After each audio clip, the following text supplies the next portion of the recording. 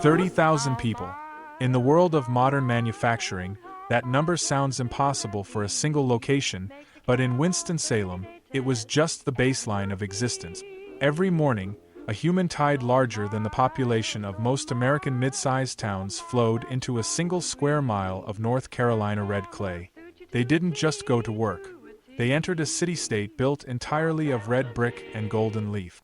This was the headquarters of the R.J. Reynolds Tobacco Company, the epicenter of an industrial empire that redefined the American South and put a cigarette in the pocket of half the planet. For nearly a century, this wasn't just a place where products were made, it was the pulse of a community. If you lived here, you were a part of the Reynolds family, a term that wasn't a corporate slogan, but a literal description of the town's DNA. The factory was the sun, and the city was the planet orbiting around it. It dictated when people woke up, when they ate, and how they spent their weekends. The air itself carried the weight of the industry, a sweet, heavy, and unmistakable scent of cured tobacco that clung to clothes, curtains, and skin. To the outsiders, it was a smell. To the locals, it was the smell of a mortgage paid and a future secured. The geography of Winston-Salem is a testament to this dominance. While other industrial hubs hid their factories on the outskirts, Camel City built its cathedrals of industry right in the center of town. These weren't just functional buildings, they were architectural giants. Factory number 64 and its siblings loomed over the skyline, their massive smokestacks piercing the clouds like the minarets of a tobacco religion. The company built the hospitals where the workers were born, the parks where their children played, and the office towers that mimicked the grandest skyscrapers of New York. But industrial dominance on this scale creates a dangerous paradox. When an entire city's survival is tied to a single product, a single brand, and a single set of gates, the stakes are higher than anyone cares to admit. For decades, the machines never stopped. The roar of the rolling lines was the background music of every childhood in the Piedmont. People believed that as long as the world had stress, they would have jobs. They thought the smoke would rise forever. To understand the quiet, gentrified lofts and silent brick shells we see today, we have to travel back to the time when these hallways screamed with the sound of progress. We have to look at the titan of yesterday to understand the ghost of today.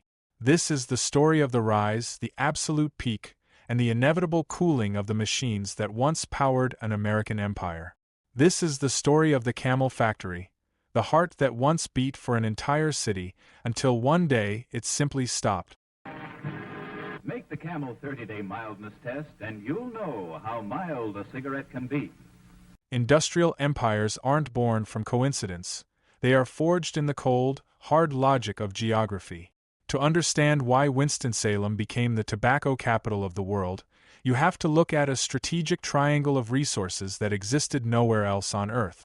It was a perfect storm of biology, logistics, and energy that turned a quiet southern town into a global powerhouse. First, we have to talk about the dirt. The North Carolina Piedmont is defined by its red clay soil. To a regular farmer, this clay is a nightmare to plow, but to a tobacco planter, it was a gold mine. This specific soil, combined with the humid climate, allowed for the growth of bright leaf tobacco. Unlike the dark, heavy air-cured tobaccos used for pipes, bright leaf was thin, aromatic, and took on a brilliant golden hue when flue-cured. It was the essential ingredient for the rising cigarette trend of the early 1900s. By building here, R.J. Reynolds was effectively sitting on a throne of raw material. He didn't have to wait for the crop to come to him. He was the center of the harvest. But having the gold is useless if you can't get it to the market. In the 1870s, Winston was landlocked and isolated. Reynolds knew that the only way to build an empire was to harness the power of steam. He didn't just wait for the railroad to arrive. He used his growing influence to ensure the steel tracks of the Southern Railway didn't just pass through the town, they ran directly into the belly of his factories. This created a logistical miracle that was decades ahead of its time. Raw tobacco leaves arrived at one set of loading docks, were processed, and then millions of finished tins and packs rolled out of another set of doors, destined for the ports of Norfolk and then on to London, Paris, and Tokyo. Then, there was the question of power. A factory that never sleeps is a hungry beast. The massive machinery needed to roll millions of cigarettes every hour required a staggering amount of energy. The geography provided the answer again. To the west lay the Appalachian coal fields. To the south were the vast hardwood forests that provided the timber for the factory's massive support beams and the fuel for the curing barns. Everything was local. Every resource was within a 100-mile radius. Finally, there was the human geography. Winston was a town of industry, but it sat right next to Salem, a Moravian settlement defined by a culture of extreme discipline, craftsmanship, and work ethic. Reynolds found a workforce that didn't just want a job. They viewed labor as a moral calling. This unique social climate provided the precision needed to run a high-speed industrial complex. 100 years ago, this location was a strategic masterpiece. It was the shortest possible distance between the seed in the red clay and the nickel in the customer's pocket. Reynolds didn't just build a factory. He integrated a machine into the landscape of the South. And as long as the trains ran and the soil stayed red, the people believed the empire would never fall. The red brick towers of the Reynolds Empire weren't erected by architects in ivory towers. They were built by the hands of people who were running away from the mud of poverty. By the turn of the 20th century, Winston-Salem had become a magnet, pulling in two distinct groups of people who had nothing in common except a desperate need for a steady paycheck. First, there were the white farmers from the Appalachian Hills. For generations, these families had scratched out a living in the rocky, unforgiving soil of the mountains. They were at the mercy of the frost, the drought, and the blight. To them, the Reynolds factory wasn't a place of industrial drudgery. It was a sanctuary of stability. A job on the line meant a paycheck every Friday, rain or shine. It meant their children could have shoes that didn't have holes in them. They brought with them a fierce, mountain independence and a rugged stamina that the factory floors demanded. At the same time, the factory became a beacon of hope for black families fleeing the brutal sharecropping systems of the Deep South. In an era defined by Jim Crow and systemic exclusion, R.J. Reynolds did something radical for the time. He hired black workers by the thousands. While the work was strictly segregated and the conditions were undeniably harsh, it represented a rare and vital path to the American middle class. For many black men and women, the Camel factory was the first place they were ever paid in cold, hard cash instead of scrip or credit at a plantation store. It was the birth of a new economic dignity, forged in the heat of the tobacco processing vats. These workers called themselves tobacco rats, a nickname they wore with a strange, gritty pride. They weren't just employees. They were the founders of industrial dynasties. It was common to see 3 generations of the same family walking through the gates together at dawn. The grandfather who remembered the first steamrollers, the father at the peak of his strength, and the son learning the rhythm of the machines.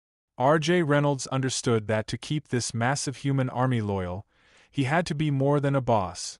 He had to be a paternal giant. He built a world where the company took care of you from the cradle to the grave. The company funded the hospitals where the workers' children were born. They built the schools where those children learned to read. They provided low-interest mortgages for the thousands of identical, cozy bungalows that began to line the city street. This was corporate paternalism at its most brilliant and calculated level. The logic was simple. A worker who owes his house, his child's education, and his family's health to the company is a worker who will never strike. Loyalty was baked into the very DNA of Winston-Salem. You didn't just work for Reynolds, you lived in a world created by Reynolds. They traded the fresh, open air of the farms for the thick, brown dust of the factory floors, and in return, they got the promise of a future that felt as solid as the bricks they laid. They were the heartbeat of the city, and as long as they kept moving, the empire was invincible. To understand the Camel factory, you have to stop looking at it as a building and start seeing it as a living, breathing organism. The day didn't start with a clock. It started with a tectonic blast from the factory whistle at 5:30 a.m. That sound didn't just wake up the workers. It rattled the windows of every house in Winston-Salem, acting as the heartbeat of the entire city. By 6 a.m., the quiet streets transformed into a human river. Thousands of men and women, still shaking off sleep, marched toward the towering red brick gates like a rising tide. Stepping inside was like entering another dimension. The first thing that hit you wasn't the noise but the atmosphere. The air wasn't just air, it was a thick, humid fog of casing fluid. Imagine a sweet, sticky mist of molasses, licorice, and rum used to flavor the tobacco. It was an aroma so heavy you could almost taste it on your tongue. Then, the silence was shattered. As the massive Bonsack rolling machines roared to life, the roar was so consistent and deafening that it became its own form of silence. Inside the halls, workers had to develop their own culture of survival. They communicated through a specialized form of sign language and lip reading, their voices completely lost to the thunder of the metal gears. Rhythm was the only law on the production floor. Hands moved in a mechanical blur, sorting, stripping stems, and flattening leaves with surgical precision, doing the same motion 10,000 times a shift. By mid-morning, the brick walls turned into an oven. In the humid North Carolina summers, the factory trapped the steam from the processing vats until the air felt heavy enough to swallow. But at noon, the chaos stopped instantly. The lunch whistle created a sudden, ringing silence that felt even louder than the noise it replaced. This was the social lifeblood of the city. Workers would spill out onto the loading docks or the nearby tobacco square, opening metal lunch pails filled with fried chicken, cold biscuits, and black coffee. For 30 minutes, the hierarchy vanished. People traded neighborhood gossip, whispered about union organizers, and shared a quick smoke, ironically, often a hand-rolled one, before the scream of the whistle dragged them back into the machine for the long afternoon stretch. As the sun began to dip behind the smokestacks at 5 p.m., the final whistle signaled a mass liberation. An exhausted sea of gray and blue work clothes flooded back into the street. They carried the scent of the factory home with them, a permanent perfume of tobacco and sweat that marked them as part of the empire. By 6 p.m., the bars were full, the porch swings were moving, and the Camel City rested, only to be jolted awake again 12 hours later. The factory didn't just produce cigarettes. It manufactured a cultural phenomenon that defined the American century. To understand why this brick fortress grew so large, you have to understand the chemistry of the product inside. Before the Camel brand launched in 1913, the tobacco market was a fragmented landscape of harsh pipes, chewing tobacco, and expensive, niche Turkish cigarette. R.J. Reynolds changed the world by creating the American blend. It was a secret, calculated mixture of 3 distinct leaves. The sweet, flu-cured bright leaf from North Carolina, the nutty burley tobacco from Kentucky, and just a touch of sun-cured Turkish leaf for an exotic aroma. This wasn't just a recipe, it was a revolution. It was the first pre-packaged, mass-produced cigarette that promised total consistency. Whether you were a docker in New Orleans or a lawyer in Boston, a Camel tasted exactly the same every single time. In a world where quality was usually a gamble, Reynolds offered the comfort of the predictable. But a great product needs a legendary face. The marketing department delivered a stroke of genius with Old Joe, a dromedary camel from a traveling circus.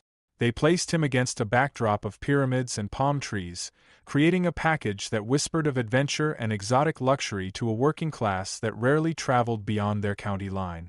For the price of a few cents, any man could hold a piece of the exotic in his shirt pocket.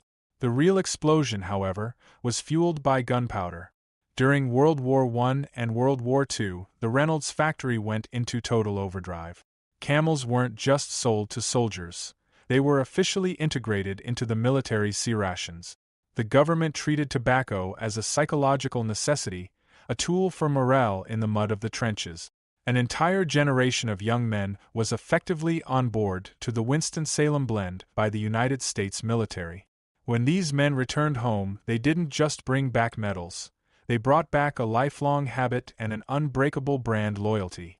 By the 1950s, the factory was a juggernaut, churning out an incredible 100 million cigarettes every single day to meet a demand that seemed bottomless. The product was the perfect economic engine. It was cheap to make, light to ship, and designed to be consumed and discarded. It wasn't just about the nicotine, it was about the ritual. The flick of the match and the first deep exhale became the universal language of a man taking his 5-minute break from the grind. This was the golden leaf that built the skyscrapers, the hospitals, and the universities of North Carolina. It was a product that was impossible for millions to put down, and for a long time, it seemed like the money would never stop flowing. By the mid-1950s, the R.J. Reynolds factory wasn't just a business, it was a sovereign state of industry. Winston-Salem had become the wealthiest city per capita in the entire southeastern United States, and every single cent of that prosperity could be traced back to the rhythmic hum of the rolling machines. At its absolute peak, the factory complex was a city within a city, a massive red brick fortress that operated with its own police force, its own fire department, and a private power plant capable of lighting up a medium-sized nation. The sheer scale of the operation was incomprehensible to the outside world. 24 hours a day, 7 days a week, the chimneys never stopped smoking, and the gates never closed. To work at the Reynolds was more than just a job. It was the ultimate badge of honor. Carrying a company ID card was a golden ticket. It was a guarantee for a home mortgage, a car loan, and a pension that promised a dignity few other workers in the world could imagine. There was a profound, collective sense of pride in the air. The people of Winston-Salem lived with the unwavering belief that as long as the world had stress and as long as people breathed, their city would remain the center of the industrial universe. The company's generosity during this era became legendary. R.J. Reynolds' wealth flowed like a river through the community, pouring millions into the arts, the parks, and the relocation of Wake Forest University. They transformed a tobacco town into a cultural oasis. During the Christmas season, the factory's massive smokestacks, the very symbols of its labor, were lit up with thousands of bulbs like giant, glowing candles, visible for miles across the North Carolina Piedmont. It was the era of the corporate family, where the line between an individual's life and the company's success had completely vanished. The skyline was dominated by the Reynolds Building, an Art Deco masterpiece so grand and so perfectly proportioned that the architects of the Empire State Building in New York famously used it as their blueprint. Everything about the city felt permanent, heavy, and solid. The residents looked at the thick, sweet smoke rising from the factories and didn't see pollution, they saw the smell of money. They believed the dividends would never stop flowing and that the machines would scream forever. In their eyes, the Camel Empire was a mountain that could never be moved. But in the long shadows cast by those great brick walls, the world outside was already beginning to change. For decades, the Camel Empire felt not just invincible, but inevitable. However, by the mid-1960s, the first cracks began to appear in the massive red brick facade of Winston-Salem. It wasn't a sudden collapse or a catastrophic failure. Instead, it was a slow, chilling shift in the cultural winds of America. The first major blow landed in 1964, when the U.S. Surgeon General released a landmark report linking smoking to lung cancer. In an instant, the product that had built the city's hospitals and funded its universities was being labeled a national health crisis. Inside the factory, the mood shifted from proud expansion to a desperate, high-stakes defense. The company's first response was to innovate its way out of the headlines. They turned to automation with a vengeance. Massive, high-speed machines were installed, mechanical monsters that could roll cigarettes 10 times faster than the human hands they replaced. While the production numbers stayed high, the tobacco rats began to notice something unsettling. The factory floors were becoming louder, but the lunchrooms and locker rooms were becoming emptier. The machine was starting to digest the workforce that had once been its heart. Then came the legal siege. The 1971 ban on television and radio advertising stripped the Camel brand of its loudest and most charismatic voice. The giant was forced to go quiet, disappearing from the airwaves and retreating to billboards and magazines. Tax increases and new clean air regulations added a constant friction to an industry that had previously operated with total freedom. The people of Winston-Salem tried to shield themselves with denial. They dismissed the health reports as outside interference or junk science designed to destroy their southern way of life. But the reality was unavoidable. The social contract between the city and the leaf was being rewritten. The engine of the city was still running, but for the first time in a century, the smoke from the chimneys didn't look like prosperity anymore. It looked like a warning. The end of the Camel era didn't happen with a sudden explosion. It happened with a series of hollow, metallic echoes that signaled the death of an age. By the late 1980s and early 90s, the writing wasn't just on the wall, it was etched into the very skyline of Winston-Salem. When the official announcement of the factory's closure finally came, it felt like a death in the family for every household in the city.